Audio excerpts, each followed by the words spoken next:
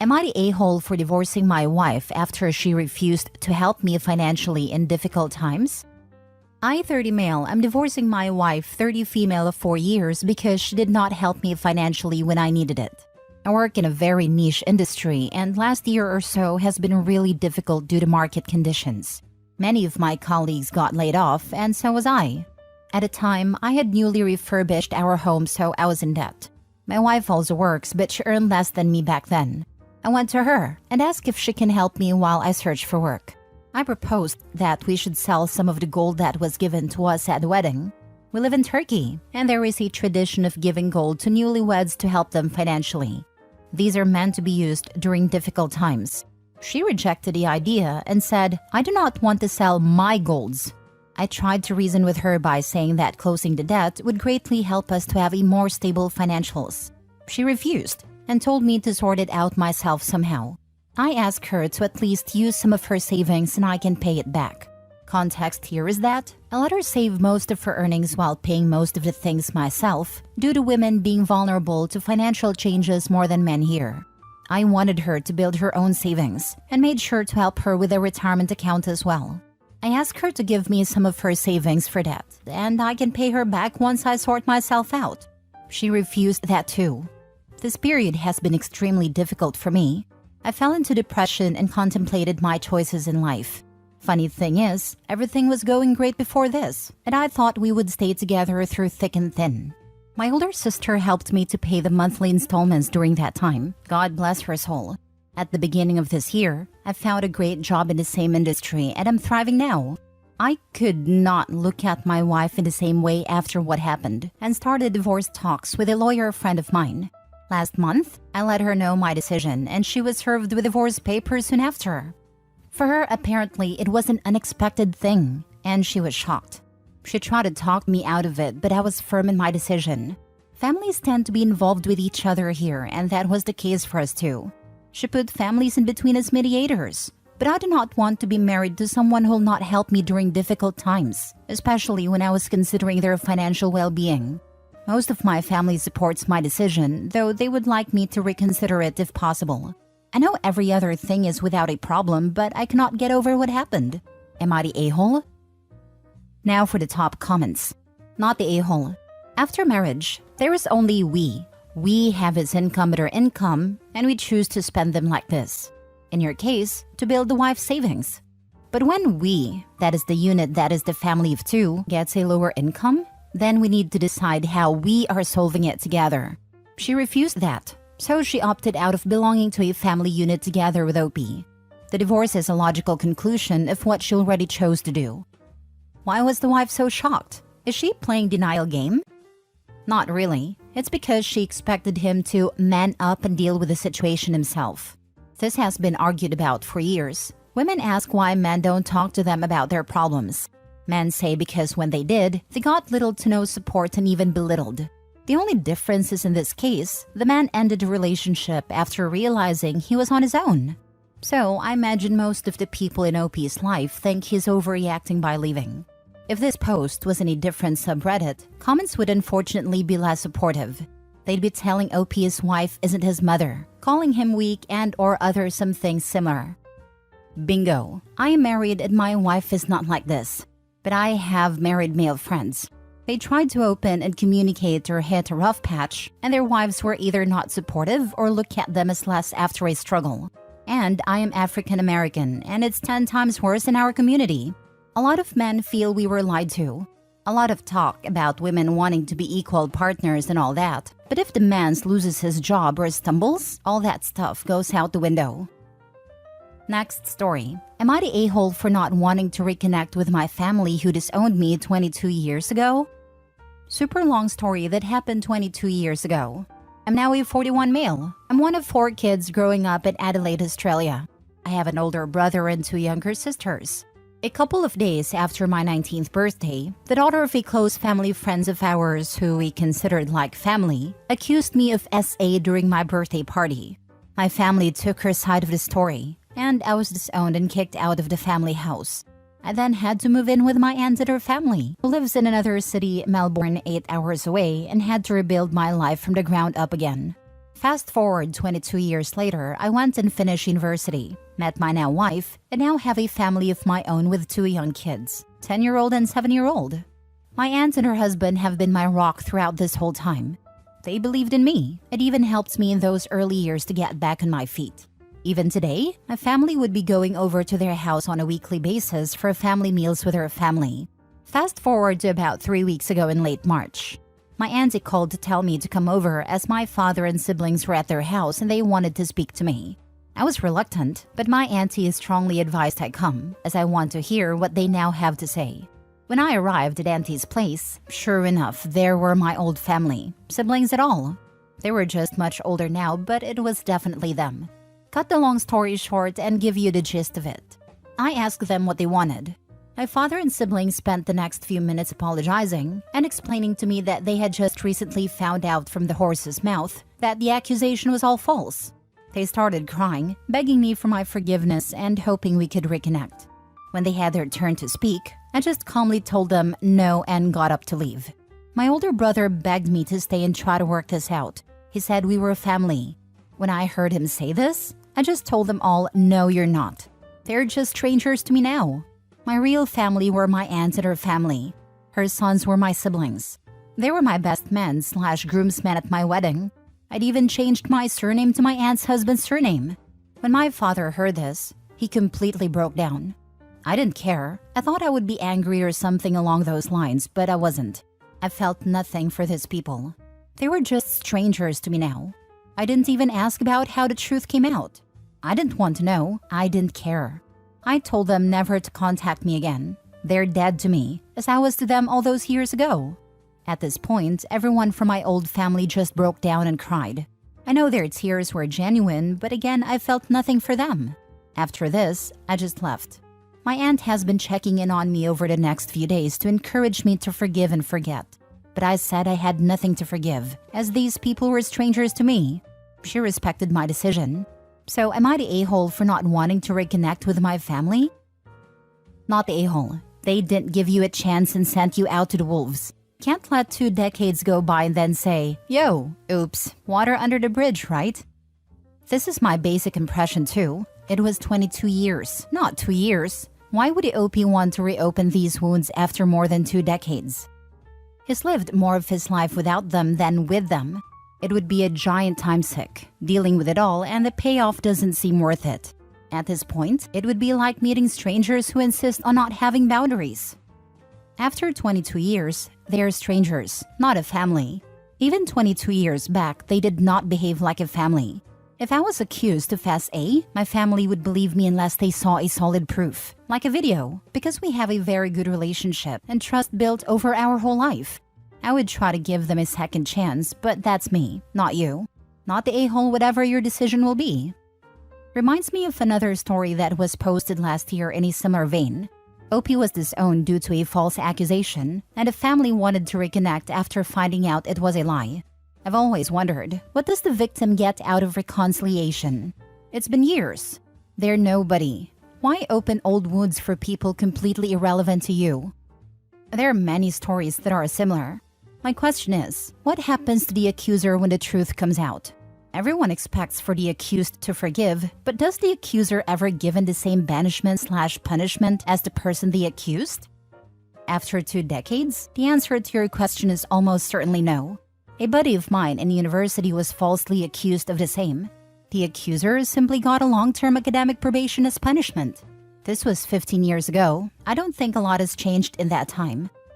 I had a friend accused. Turns out he was in an entirely different state on the date she accused him of assaulting her.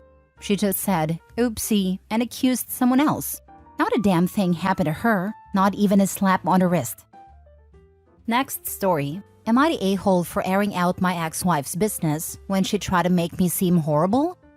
Okay, so I'm 30 male and my ex-wife Cindy, 34, share custody of our little girl Autumn, who is 6. We were together 8 years, married for 6, and been divorced for 2. This Wednesday just gone, I had Autumn at my house for the weekend. We were having dinner and watching some kids show I don't remember the name of.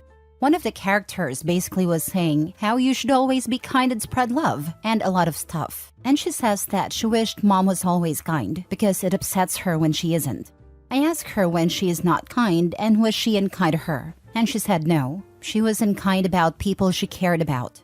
I again asked who is she unkind about. Apparently, me, my family, her sister, and Autumn's school friends. She mentioned what she said and to who she'd heard her say it to, and I comforted her and said I'd try and help the situation. That night, I got in contact with the people Autumn mentioned. A lot of them had been friends of mine and Cindy during our relationship. I had noticed they talked to me less after we divorced, but I just assumed they picked a side or were closer with Cindy. A lot of them confirmed what Autumn had said. I was honestly crushed, because I hated that she was being horrible about me in front of my child, and the fact she was lying about me and the reason we got a divorce. To sum up, during our relationship, these are things Cindy did to me. She was very insecure and would go through my phone and work laptop constantly, deleting contacts, even family members and clients off of them. Changed my social media passwords and said I could only look at them on her phone with her. Accused me of cheating constantly with my coworkers. Would demand sex, and if I said no or didn't want to, she'd accuse me of getting it elsewhere until I gave in. Would stain my clothes on purpose. I did/do and have done my own washing, and then she'd spill stuff in my clothes constantly, even once they were dried away in the drawers I had. Physically hurting me when I tried to leave the house. Insulting my appearance constantly, saying that no one else would want me anyway. Telling me when Autumn was 2 that she wasn't mine, and showing me proof she cheated on me. Autumn is mine. We got a paternity test and a divorce. Telling me no one else would ever love me or want me because of a scar I have. Told me constantly that my family wished it was me that died instead of my brother. I had/have proof of all of this and showed my friends. The ones Autumn mentioned it more, and family. I was tempted to show hers too, but left it at that. I got back to her. She called me screaming and saying I had no right, and she was just venting to her friends. I said you were lying about me and making me sound like a horrible person in front of my daughter. She said that my friends already didn't like me, so why did I matter? And she deserved to be comforted when she was upset. I hung up on her. I'm seriously considering going for full custody or making it, so we don't have to see each other when I pick Autumn up. I want to limit contact as much as possible. I do feel bad now as I get it was private between us, but she didn't honor that, so why should I? Edit. I tried to get full custody at the time of divorcing Cindy. It was ruled that she wasn't a threat to her, and due to my bipolar, I wasn't fit for full custody.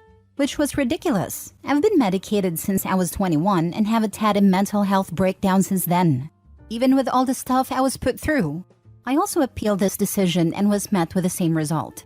I love my daughter and would die for her, and I'm trying to do my best by her. However, it's not an easy situation. At the moment, I make sure all my time with her is happy and full of love, laughter, and fun. I make sure she has everything she needs, and always will do. Now for the top comments. She made it other people's business when she spread lies about you. So no, it wasn't private business between you two anymore. What she did was slander. And if you telling people the truth upsets her, that's her own fault for lying in the first place. Even the fact she needed to lie to be comforted by those people tells you she's an a-hole. So good on you for clearing your name. And who cares what she thinks about it? Also, go for full custody as she's poisoning your daughter against you, which is not good for you as it goes on longer. Thank you. I will be contacting a lawyer ASAP. I'm hoping with my proof of how she is, I can get full custody with visitation, as I wouldn't want to cut her out completely as I know Autumn loves her mom. But I know she'd be safer and happier with me. Not only was it slander, because she said it in front of your daughter, it was parental alienation. Good luck. Sounds like abuse or DV. Is your daughter safe? I'm so sorry you had to go through that. Not a-hole. You didn't deserve what she did to you. You were already very gracious to wait so long to tell people what an abuser she was. Yes, she's safe. Cindy wouldn't hurt her. She just used her as a tool to hurt me. The only thing I can say about her parenting is she's a lazy parent, and healthy food and unclean house, and nothing to mentally stimulate Autumn. She basically just leaves her to her own devices when she's there.